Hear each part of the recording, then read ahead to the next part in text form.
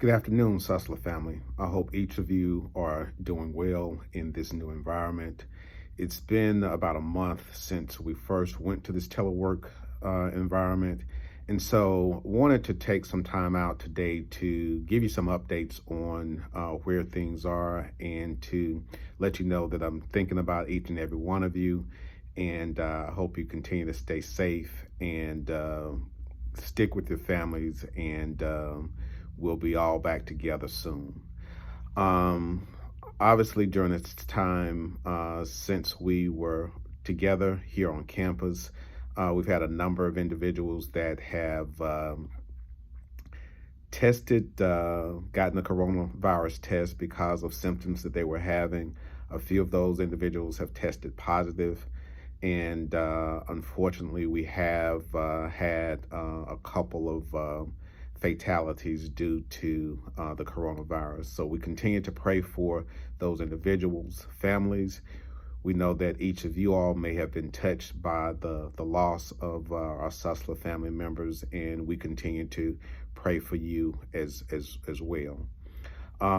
We also want to give you an update on a couple things that are happening here operationally with the campus. As you know, for the most part, everybody is working 100% from home, but we do have a few soldiers in areas that are working here diligently. Our campus police continues to work 100% on campus, ensuring the campus is safe and secure, and that any needs for people that are having to come on campus or students that are still here in housing, that those needs are being met. Um, Housing and cafeteria staff, we continue to service a few students that have remained on campus. So housing is here. The cafeteria continues to provide on-the-go meal plans for those individuals. Maintenance grounds, custodial staff, and finance are coming in about once a week, in some situations twice a week, to ensure that the grounds are maintained, that the buildings are clean and maintained, and that we ensure that our vendors and employees continue to be paid on time. And we also have library and IT staff that are here to make sure that the computer labs that we have ensured that would stay open, and that students who need to come on the campus in a limited format can come and gain access to the needed IT that they may need, and that we, as we work from home, our IT staff is poised to ensure that the network is up and running efficiently. In academic affairs, one of the topics that you may have heard about is the alternative grading model. And basically, this is a national movement to try to accommodate students that may have been impacted by the sudden need to move classes online. So a number of students, like employees, don't have the adequate equipment to function online. They are coping. Some are maybe just be struggling in an online environment. And so this alternative grading policy is a national movement that Susler has adopted and the Southern University system has adopted. And basically it allows a student to choose whether or not they want to get a pass or a fail in a particular course. And there are some different accommodations that are being made that are slightly different from the normal pass fail.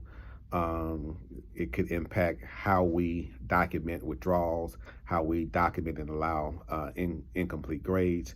And so we'll be having some detailed discussions with employees and students about how this process will work for Susler over the next few weeks. And so stay tuned to that. A lot of you have heard about or thought you heard whether or not we would be moving to online for the summer. We will definitely be moving to 100% online for the summer.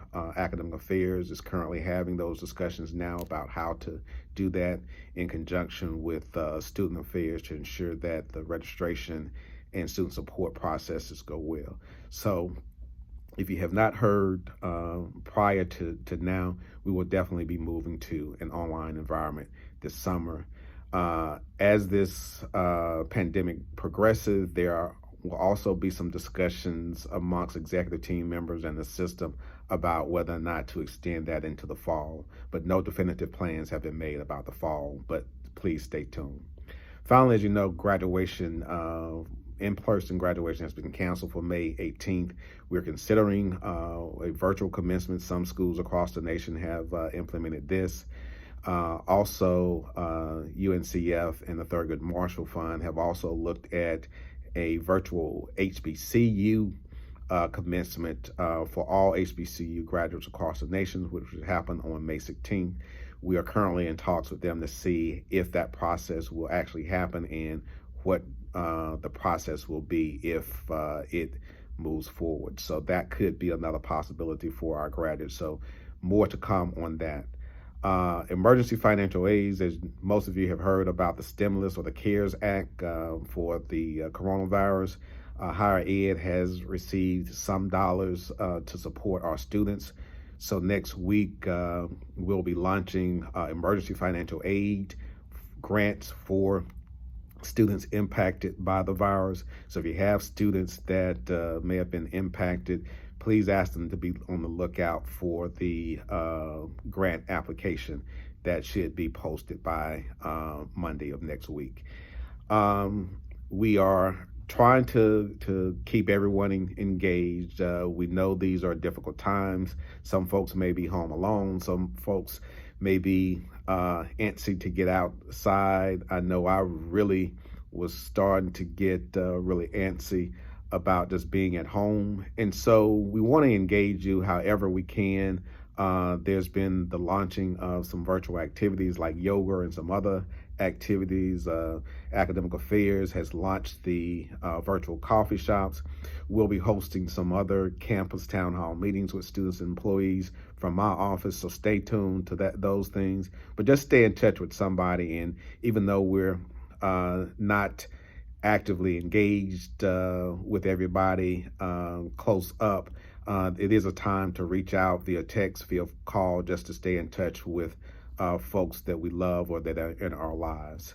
And as we make plans to return to work after the governor's stay is lifted, we will likely be moving to a hybrid model similar to what we had planned on doing before the governor offered his model. And those schedules will be dictated by each department in an effort to ensure that we continue operations of the institutions, but that we operate in a way that will not jeopardize the safety of our employees, so that we can continue to practice social distancing in this environment. And so limited hybrid schedules or work time will be determined by each department and submitted. And so as we come to a close with this stay-at-home initiative and we decide to move back on campus, it will not be 100% work as usual on campus. We will continue to have a hybrid schedule that takes into account social distancing and ensuring that we don't have a lot of folks congregating in a particular area to minimize potential safety risk. And finally, I continue to ask you to stay at home, stay safe. Again, we're all in this together, even though we're apart.